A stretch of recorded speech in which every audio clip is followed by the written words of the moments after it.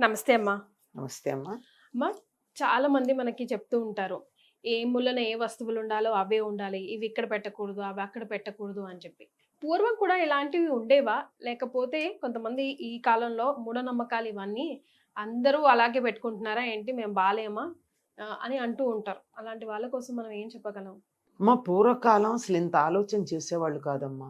Life స్టైల్‌లో అట్లా ఉండేది. అట్లా ఏమంటే పెద్దవాళ్ళు ఓ పద్ధతి చెప్పేవాళ్ళు, దాన్ని అనుసరించేవాళ్ళు. బ్లైండ్‌గా. హ్మ్. ఇప్పుడు మనం అనుసరించకుండా వచ్చేసిన తర్వాత మళ్ళీ ఏం చెయ్యాలి అని ఆలోచన వచ్చింది. హ్మ్. ఇప్పుడు కరెక్ట్. ఇల్లు కట్టాము అనుకోండి, ఇల్లు కట్టేటప్పుడు ఆ ఇంట్లో ఏది ఎక్కడ ఉండాలో అన్నీ కట్టేటప్పుడే వాళ్ళు నిర్ణయం చేసేవాళ్ళు, తెలిసిన వాళ్ళు ఎవరో ఒక పండితుడిని పిలిచి ఆ విషయాలు తెలిసిన వాళ్ళని అడిగి ఈ పక్కనిది ఆ పక్కనిది అని వాళ్ళు చేసేసేవాళ్ళు, అయిపోయేది. అయిపోయింది. ఇప్పుడు అట్లా కాదు కదా. హ్మ్. మనం సొంత పెత్తనంతో నాకు ఇది ఇట్లా కావాలి అది అట్లా కావాలని అన్నీ పెట్టించి ఇంత అయ్యాక ఏదో తేడా వస్తే ఇది ఇక్కడ ఉండొచ్చా, ఇది ఇక్కడ ఉండకూడదా, దీన్ని ఎక్కడ ఉంచాలా, తీసేయాలా, ఇలాంటి ఆలోచనలు చేసాం. ఇది ఇప్పుడు వచ్చినటువంటి సమస్య. హ్మ్. పూర్వకాలం చక్కగా ఏది ఎక్కడ ఉండాలో అక్కడ ఉండేది. తులసి కోట ఎక్కడ ఉండాలో ఇల్లు కట్టేటప్పుడే తులసి కోటకు ఒక ప్లేస్ పెట్టేసేవారు. హ్మ్. ఉండేది అసలు అందులో భాగం. వంటగది ఎక్కడ ఉండాలో, పొయ్యి ఎక్కడ ఉండాలో, పడగ్గది ఎక్కడ ఉండాలో నిర్ణయం అయిపోయేది. హ్మ్. ఇల్లు ప్రణాళిక వేసేటప్పుడే. హ్మ్. ఇప్పుడు అట్లా కాదు కదా. హ్మ్. మనకు అవన్నీ లేకుండా ఫ్లాట్స్ కట్టించుకుంటున్నాం. ఫ్లాట్స్‌లో అందరికీ తూర్పు వైపు సింహద్వారం కుదురుతుందా? కుదరదు. ఆబ్వియస్ కదమ్మా! ఎలా కుదురుతుంది? కుదరదు. కుదరదు.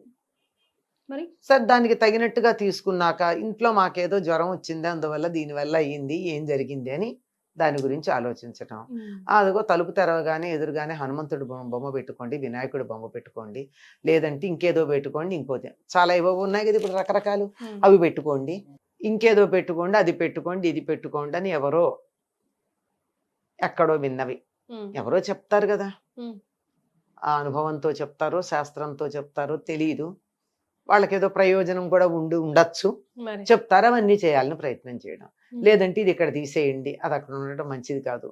ఎందుకంటే మన సొంత పెత్తనాలతో ఆలోచించి చేసుకున్న తర్వాత కొంచెం విషయం తెలిసిన వాళ్ళు చెప్పడం వల్ల ఈ సమస్యలు సమస్యలు. వస్తున్నాయమ్మా. కానీ పూర్వం ఉండేవా అని అడిగితే మాత్రం పెద్దగా ఉండేవి కాదు. ఎందుకంటే మొట్టమొదటే నిర్ణయం అయిపోయి దానికి తగినట్టుగా ఉండేవాళ్ళు అంతే. హ్మ్. హ్మ్. సో, ఆల్రెడీ రూల్స్, రెగ్యులేషన్స్ రాసుకొని దానికి తగ్గట్టుగా ఉండేవారు కాబట్టి ఆల్టర్‌నేట్ ప్లాన్ చేసేది. ఇప్పుడు సొంత పెత్తనం వల్ల ప్రాబ్లమ్స్ క్రియేట్ చేసుకొని మళ్ళీ ఓహో! మనం ఇది చేసినందుకేనా అని అనిపిస్తుంది. హ్మ్. కానీ too much of saying is also too much of confusion అమ్మా. హ్మ్. ఇప్పుడు చీపురే ఉంది. ఇది హ్మ్. ఇక్కడ ఉండొద్దు. ఇది ఇక్కడ పెట్టావా? ఇక్కడ ఇంటికొచ్చిన వాళ్ళు చెప్తూ ఉంటారు. హ్మ్. ఈ రోజు ఇక్కడే ఉంది కదా! మనమంతా బానే ఉన్నాం కదా! అని అనుకుంటూ ఉంటాం. సో, ఇవి మూఢనమ్మకాల్లాగా చూడాలా? కొన్ని డెఫినిట్‌గా పాటించాల్సినవి ఉంటాయి. అవునమ్మా. సో, దాన్ని ఫాలో అవ్వాల్సిందే. అలాంటివేంటి? ఫర్ చాలా ఎగ్జాంపుల్. వరకు, చాలా వరకు మనకి ఈ చెప్పేవి మీరన్నారే చీపురు ఇక్కడ పెట్టావా? అయ్యో! హ్మ్. అని. ఇప్పటివరకు మాకేం నష్టం జరగలేదు కదా. హ్మ్. ఒక్క రూపాయి నష్టం జరగలేదు. ఎవరికీ అనారోగ్యం చేయలేదు. ఏ ఇబ్బందులు కలగలేదు. మేము దెబ్బలాడుకోలేదు. హాయిగా ఉన్నాం. ప్రశాంతంగా ఉన్నాం. వీళ్ళొచ్చి ఇలా చెప్పాక ఇవాల్టి నుంచి మొదలవుతుంది గోల. కొన్ని అంచేత సార్లు నిజంగా అలా అవుతది కూడా. నిజంగా అలా అవుతుంది. అంటే సాధారణంగా కొన్ని ఏదో చెప్తారే, కొన్ని రూల్స్ అలా ఉంటాయమ్మా. నోటితోనే అన్నం తినాలి, ముక్కుతోనే గాలి పీల్చాలి ఇలాగా. యాహ్!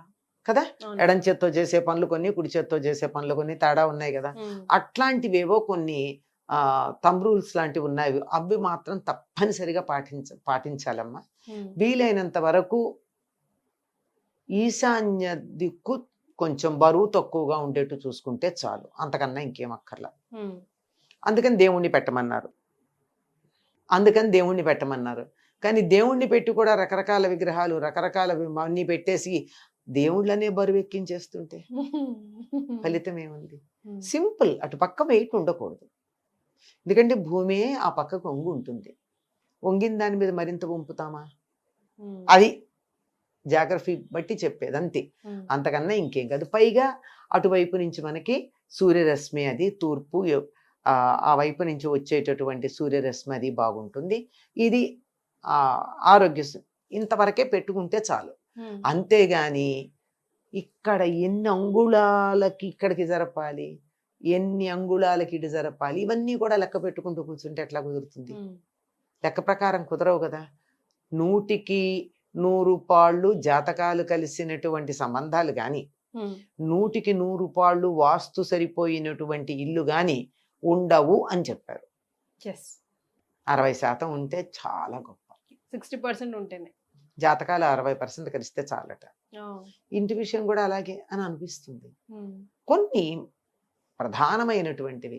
పైగా ఇంకొకటి కూడా ఉందమ్మా, మీరు అన్నట్టు వాస్తు గురించి చెప్పే మాటల్లో ఒకటి ఉంది. ఏమంటే ఈ రకమైనటువంటిది ఈ పేరున్న వాళ్ళకి సరిపోతుంది, ఈ రకమైనది ఈ పేరున్న వాళ్ళకి సరిపోతుంది కూడా ఉందట జాతకాల ప్రకారం. ఇక అంత డీటెయిల్స్లో అంత వివరణల్లోకి వెడితే జీవితం అంతా దానికో చూసుకోవడం అవుతుంది. ఇంకో వాటికి ఏముండదు. కానీ ప్రధానంగా ఏమిటంటే పనికిరాని వస్తువులు, చెత్త వీలైనంత వరకు లేకుండా ఉండాలి. పాత బట్టలు, పాత సామాను, చిరిగిపోయినవి, విరిగిపోయినవి ఇంట్లో లేకుండా చూసుకోండి చాలు. స్క్రాప్ ఉండకూడదు. అంతే. కంటికి ప్రశాంతంగా కనిపించేవి, హాయిగా ఉండేవి, ప్లెజెంట్ గా ఉండేవి, సంతోషంగా ఉండేవి ఇవి ఉండాలి. మనసుకు చికాకు కలిగించేవి, చూడంగానే అబ్బా అనిపించేవి, బాధ కలిగించేవి ఇవి ఉండకూడదు. గుర్రాల ఫోటోలు ఉండాలి అలా చెప్తూ ఉంటారు కదమ్మా. Do you believe that? మీరు నమ్ముతారా? ప్రధానంగా ఏముండాలి అసలు ఒక ఇంట్లో? ఇంటికి ఎంటర్ అవ్వగానే వాట్ డూ యూ లుక్? మీకైతే వైబ్రేషన్స్ కూడా తెలిసిపోతాయి. మీరు చాలా సార్లు షేర్ కూడా చేసుకున్నారు. ఒక ప్లేస్కి వెళ్తే నాకు ఎందుకో కూర్చోక బుద్ధి కాదు, ఎప్పుడు వెళ్ళిపోతానా ఇక్కడ నుంచి అనిపిస్తుంది. So what do you look after?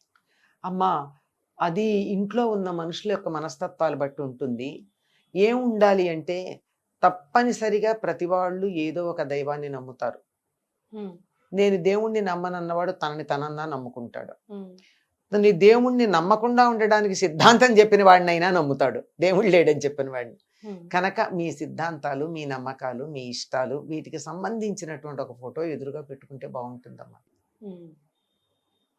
నేను హనుమంతుడిని తప్పనిసరిగా ఉండమని చెప్తాను అందరికీ, పిల్లలకి. ఎందుకంటే పిల్లలకి ఇన్స్పిరేషన్ హనుమంతుడు. ఎలాంటి ఇన్స్పిరేషన్ ఇస్తాడు? అమ్మా, అసాధ్యాన్ని సుసాధ్యం చేశాడు, సముద్రాన్ని లంఘించాడు. సముద్రం లంఘించడం పెద్ద విషయం కాదు. బలం ఉంటే 100 యోజనాలు ఎంతసేపు పెడతాడు, అది కాదు. వచ్చే విఘ్నాలను, అడ్డంకుల్ని ఎదుర్కొన్నాడు. ఆ అడ్డంకులు ఎలా వస్తాయి? కొన్ని ఆకర్షణల రూపంలో వస్తాయి, కొన్ని ఇబ్బంది పెట్టేట్టు వస్తాయి, కొన్ని ప్రాణాంతకమైన వస్తాయి. మూడింటిని దాటాడు కదా. మైనాకుడు కాసేపు విశ్రాంతి తీసుకో, పళ్ళు తీసుకో, నీళ్లు తాగు, తేనె తాగు అంటే నేను మధ్యలో ఆగను అని అన్నాను కదా, నీ ఆతిథ్యం బాగుంది కానీ తీసుకోనని చెప్పి ముట్టుకుని వెళ్ళిపోతాడు. ఇంత ఆకర్షణే కదా అది. రెస్ట్కు కాసేపు రెస్ట్ తీసుకో, ఫుడ్ తిను అంటే ఎంత బాగుంటుంది మనకి. దాన్ని దాటాలి. పరీక్ష పెట్టడానికి వస్తే వీళ్ళు పరీక్ష పెడుతున్నారని వాళ్ళని మెప్పించాలి. ప్రాణం తీసేటటువంటి ఛాయాగ్రాహిని తెలివితో గెలవాలి. ఇవే కదా మనకు వచ్చే అడ్డంకులు. మరి అందుకని హనుమంతుడిని ఎదురుగా పెట్టుకోవాలి. అట్లీస్ట్ పిల్లల రూమ్ లో, పిల్లల కన్నా ఇంట్లో కూడా దేవుణ్ణి నమ్మేటటువంటి వాళ్ళైతే చెప్తున్నానమ్మా, ఇంట్లో ఎటువంటి నెగిటివ్ వైబ్రేషన్స్ ఉండకుండా ఉండాలంటే హనుమంతుడు ఎదురుగా ఉంటే చాలండి. All is well. ఆయన చూసుకుంటాడు, రాముడిని తీసుకొచ్చి అక్కడ పెడతాడు. అంతే. రైట్ అమ్మా, థ్యాంక్ యూ సో మచ్. నమస్తే అమ్మా.